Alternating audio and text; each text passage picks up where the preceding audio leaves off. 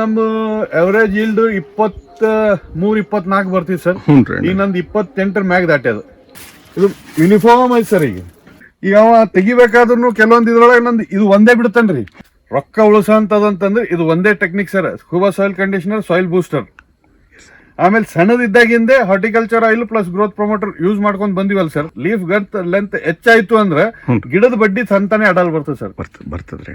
ಗಿಡದ ಬಡ್ಡಿ ಗರ್ತ್ ಹೆಂಗ್ ಜಾಸ್ತಿ ಆಗ್ತದ ಹಂಗ ಬಂಚ್ ಸೈಜ್ ಬರ್ತದ್ರಿ. ಬಾಳಿದ ಮೇಜರ್ ಬರೋ ಸಿಗಾಟೋಕಾರ ನನ್ನ ಹತ್ರ ಎಲ್ಲಿ ಇಲ್ಲೇ ಇಲ್ಲ. ಇದೇನ್ ನಮ್ಮ ಲೀಫ್ ಸ್ಪ್ಯಾನ್ ಬರ್ತದ ಹೆಂಗ ಅದು ನೋಡ್ರಿ, ಪೌಟಣಿಗೆ ಇದ್ದಂಗ ಕರೆಕ್ಟ್ ಆ ಸೈಜಿಗೆ ಬರ್ಕೊಂತ ಹೋಗ್ತದ. ಈ ನಮ್ದು ಗೊಬ್ಬರಲಿಂದ ಅಂದ್ರೆ ಅದು ಕರೆಕ್ಟ್ ಗ್ರೋತ್, ಅದು ಹೆಲ್ದಿ ಗ್ರೋತ್, ಹೆಲ್ದಿ ಪ್ಲಾಂಟ್ ಇದ್ದಂಗ.